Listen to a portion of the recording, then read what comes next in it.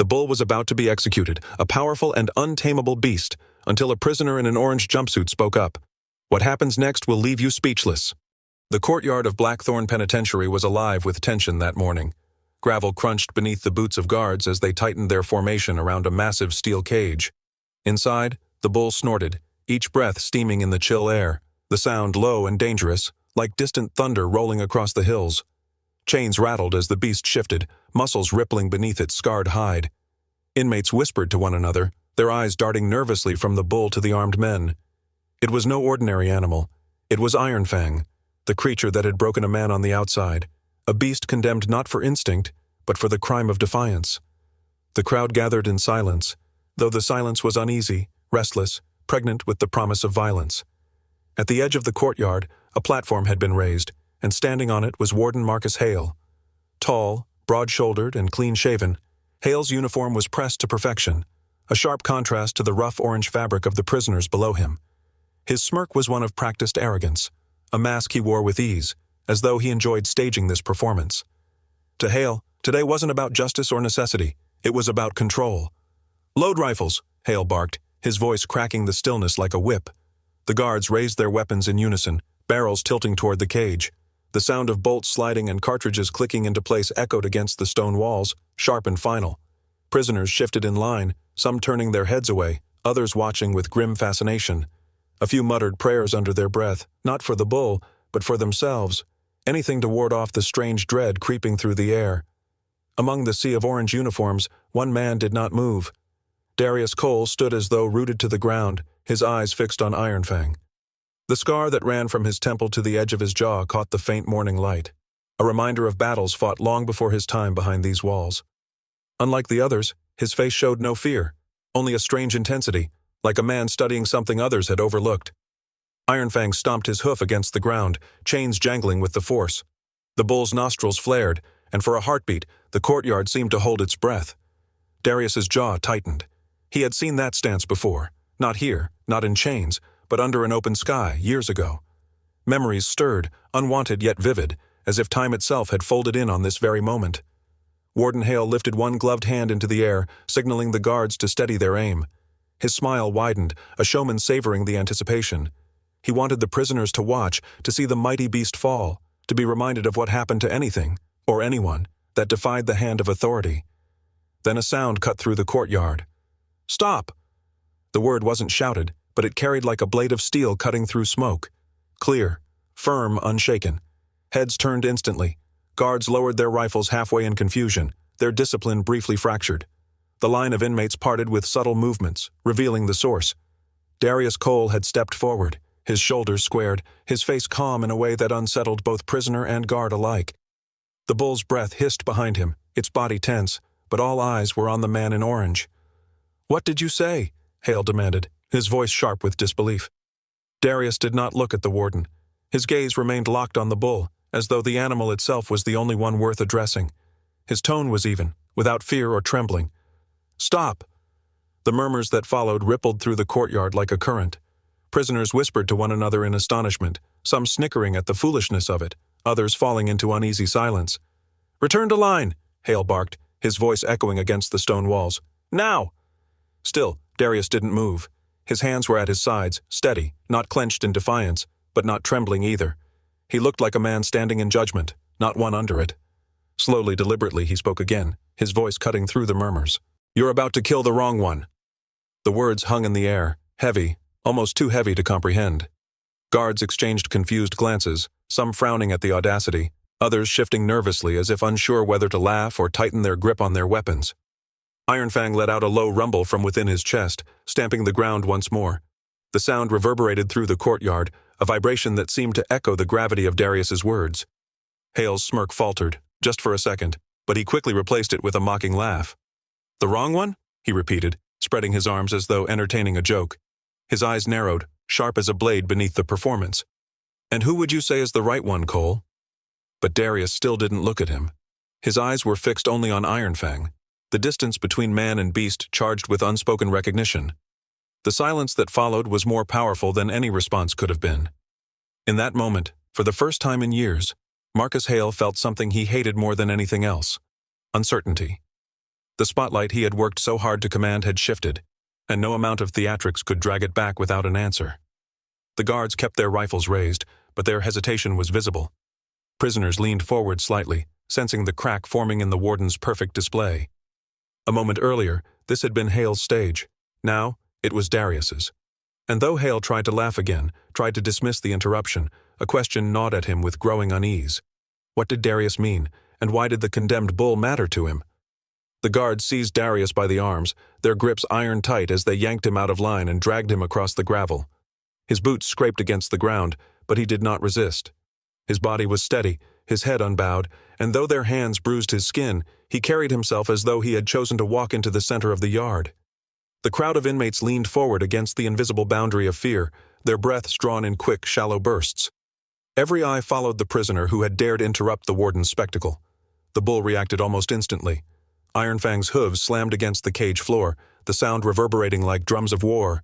His nostrils flared, his massive frame twisting against the chains as though he sensed something shifting in the air. The guards cursed under their breath, tightening their hold on Darius, but he did not look at them. His eyes were locked on the animal, unwavering. "On your knees!" one of the guards growled, shoving him forward. Darius stumbled but caught himself before he could fall.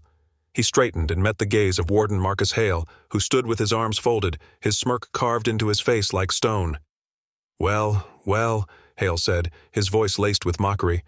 "The thief thinks he's a prophet." Laughter rippled through some of the guards, but it was nervous, strained. Even among them, unease stirred.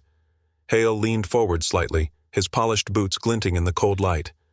"You interrupted my yard, Cole. You interrupted order. So tell us all, what great wisdom do you bring that outweighs the rules of this place?" Darius's voice rose with a calm authority that seemed to silence the murmurs before him. "That bull has seen more truth than any of you." The words rang through the courtyard, unsettling in their weight. Murmurs erupted from the prisoners lined against the wall. Some snickered, shaking their heads at what they thought was madness. Others shifted uncomfortably, unable to deny the conviction in his tone. One guard barked out a laugh. "Truth! It's an animal!" Darius's head turned sharply, his eyes locking on the guard with a steady intensity that made the man falter. "Look at him," Darius said, his voice low but carrying. He gestured toward the bull with a tilt of his chin. "Do you think he was born with scars like that? Do you think chains make him guilty? Or do they only hide the hand that placed them there?" Iron Fang's massive body shifted, the chains rattling louder now. The crowd began to murmur again, this time with unease rather than mockery.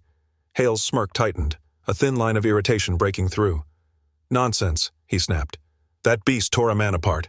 That's all anyone needs to know." Darius shook his head. His eyes remained fixed on Iron Fang, as though the bull was the only one worthy of hearing the truth. "I know this bull. Years ago, before these walls, I worked the ranch where he was broken." His voice trembled, not with fear, but with the memory pressing against his chest. "He was proud then, strong, but his master was Harvin Stroud, a man who saw beasts as tools, not lives. I saw him whip this bull until the ground turned red. I saw the cruelty burn into its hide. Those scars." Darius lifted his hand toward the bull. "They are not from rage. They are from men." Gasps and whispers spread like wildfire. A few guards glanced at each other uneasily, their confidence shaken.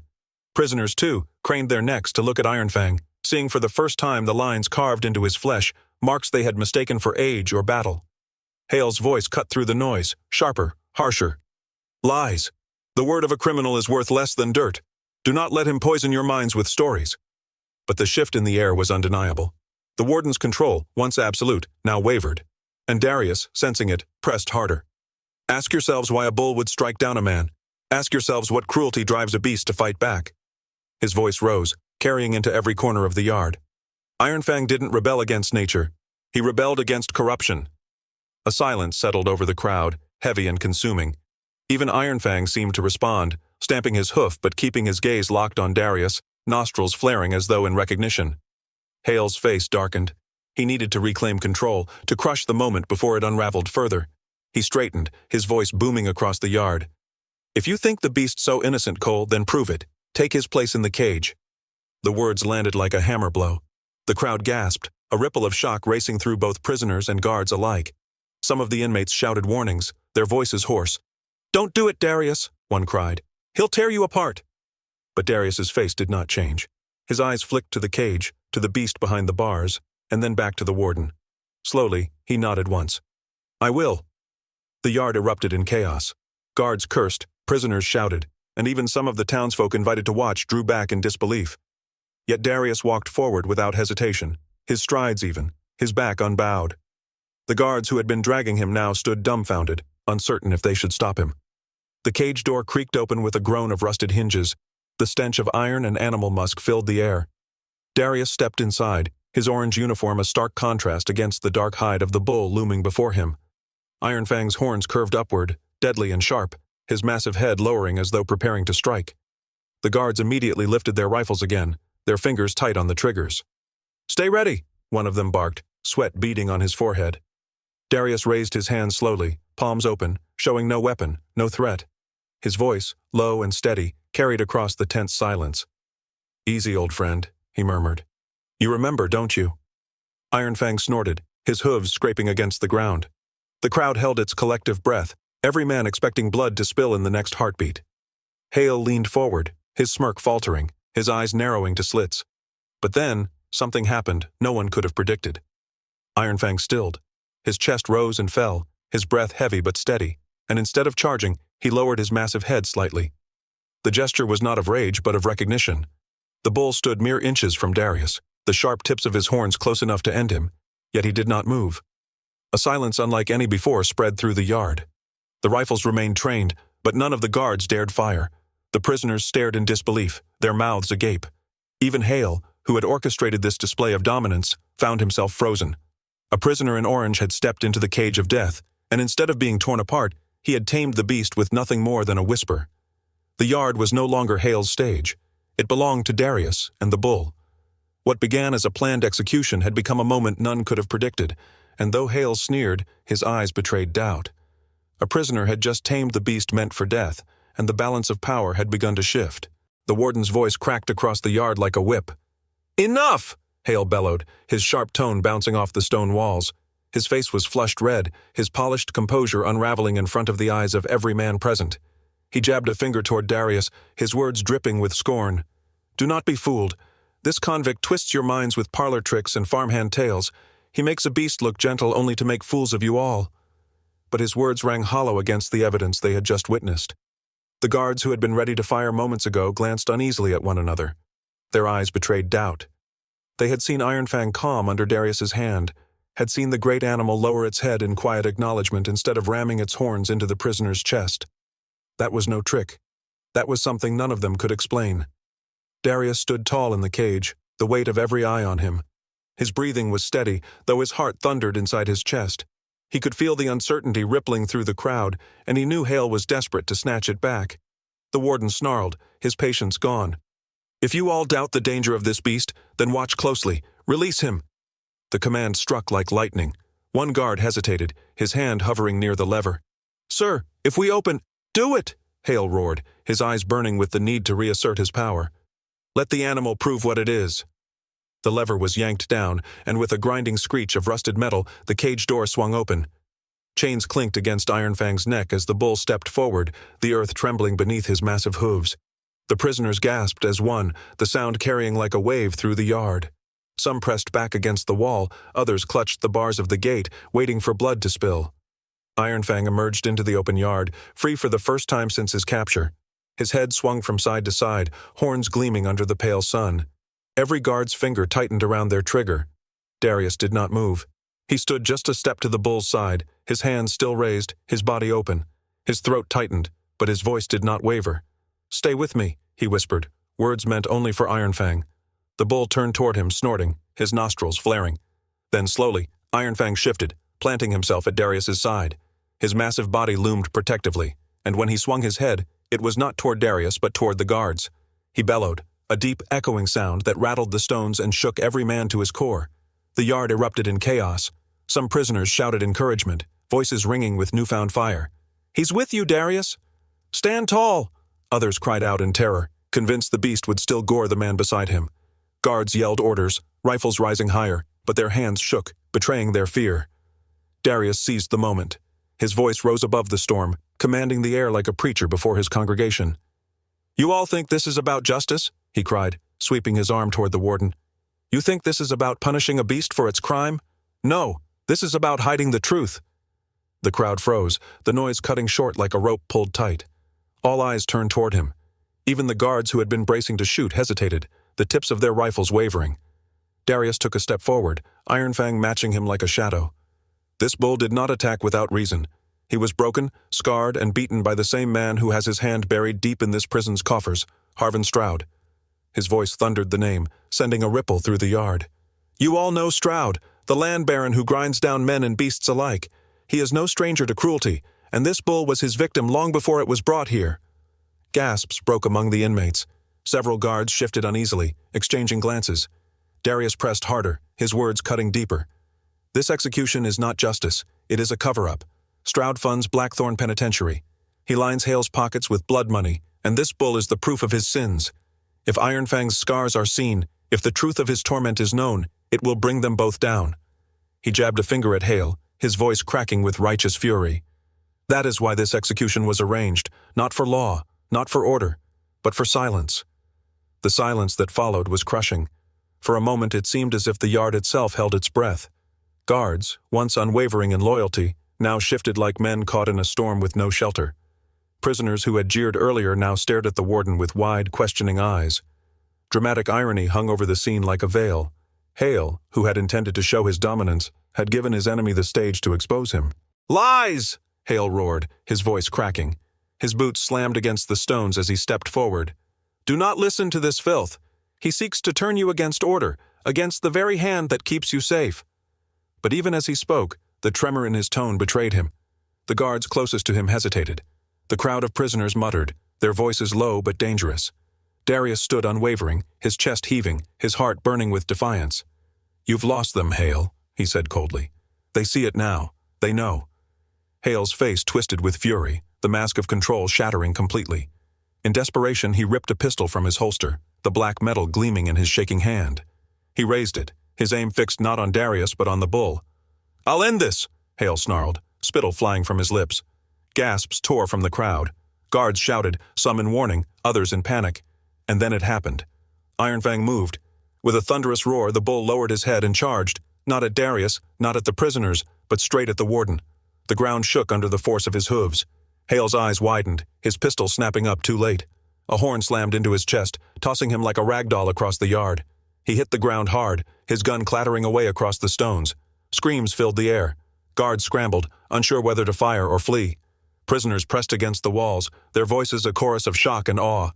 Darius stood frozen, his breath caught in his chest. His eyes locked on the bull, who now pawed the ground furiously, standing between him and the fallen warden. He could hardly believe what he had witnessed. The beast had chosen, not the guards, not the warden, not violence for its own sake. It had chosen him. And in that moment, Darius felt it deep in his bones. He and Iron Fang were bound by something far greater than chance.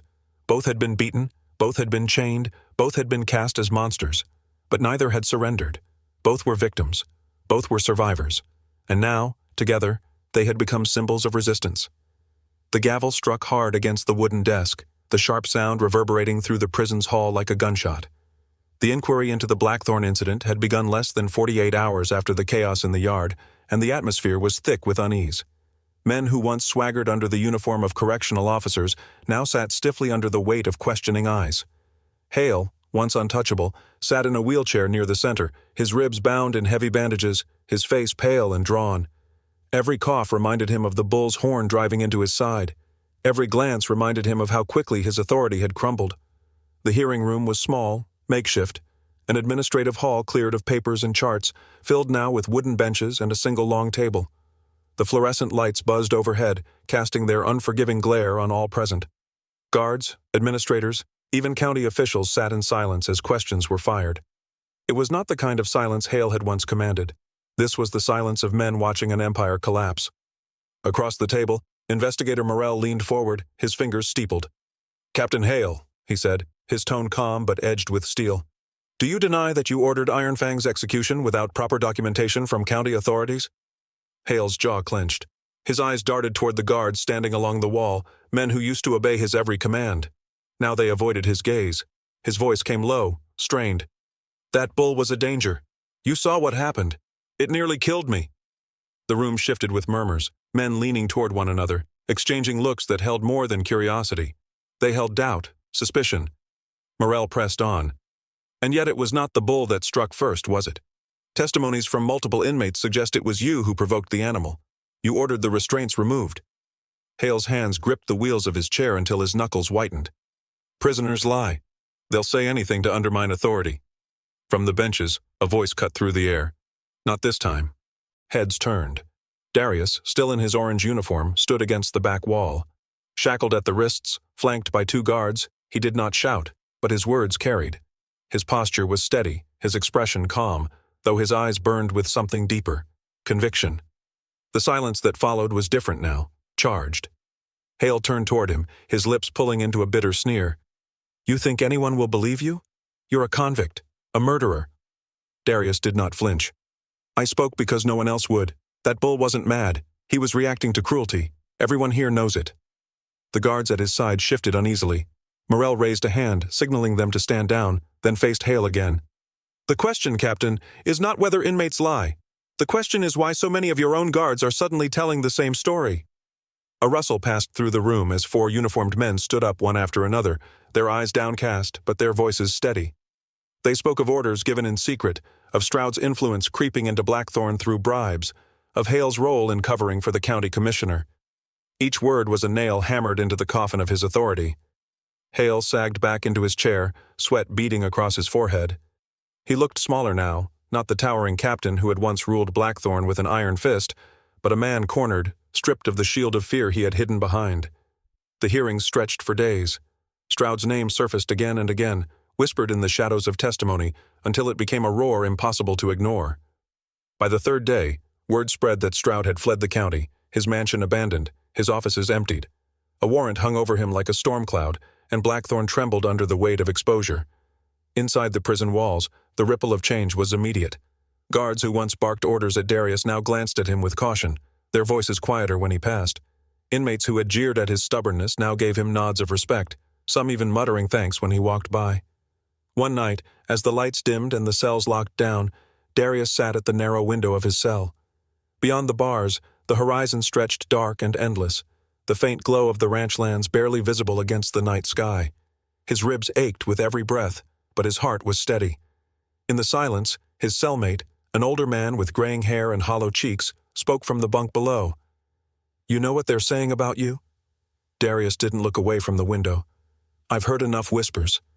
They call you reckless, foolish, but some are calling you a hero. A faint smile tugged at the corner of Darius's mouth. He shook his head. Heroes don't wear orange. The old man chuckled dryly. Maybe not, but sometimes they do what no one else has the courage to. Darius let the words linger in the air, heavy yet strangely comforting. He thought of Ironfang, the great beast's eyes, the way its rage had softened for just a moment when their gazes met. That memory was not something the prison could take from him. Weeks later, news filtered through the barred windows. Ironfang had not been executed. Instead, he had been moved to a sanctuary far from Blackthorn, to wide fields and open skies. Rumors spread among the inmates, tales growing with each retelling. Some swore the bull refused to harm another man again, as if it remembered the voice that had calmed it. Others whispered that Ironfang's freedom was tied to Darius's defiance, that the 2 stories could never be separated. For Darius, the news was a quiet victory. He remained behind bars, his sentence unaltered, but something had shifted. The weight of chains was still there, but the bitterness had lessened. In the stillness of the night, when the prison's clamor faded into silence, he would close his eyes and imagine the distant thunder of hooves. One evening, as rain tapped against the high windows, he sat again by the bars, watching droplets race down the glass. The sound carried him back to that day in the yard, the shouting, the fear, the trembling ground under Ironfang's charge. But what returned most vividly was the silence after, the moment when man and beast had stood facing one another, and the world had paused. He whispered to himself, the words too soft for anyone else to hear. Even in chains, you can still protect something. His heart steadied with the thought. And so the story spread, first among prisoners, then among guards, then beyond Blackthorn's gates. Men spoke not only of a bull spared from execution, but of the prisoner who had raised his voice when all others fell silent. Darius had not escaped his punishment. But within those walls, where cruelty had once thrived unchecked, he had carved out something rarer than freedom, a legacy. one that toppled corrupt men and carried the faint echo of hooves across the night. And on quiet nights, from his cell window, he could sometimes hear distant echoes from the ranch lands where Iron Fang now roamed free. The memory gave him strength, reminding him that even in chains, he had found a way to protect another life. And so the story spread, not just of the bull saved from execution, but of the prisoner in orange who spoke up, and in doing so, changed everything. Disclaimer: the story you just watched is fictional. It explores powerful themes of unexpected connections, redemption, and the value of every life. This narrative aims to challenge assumptions about those who are judged by society and to highlight the profound empathy that can be found in the most unlikely of places.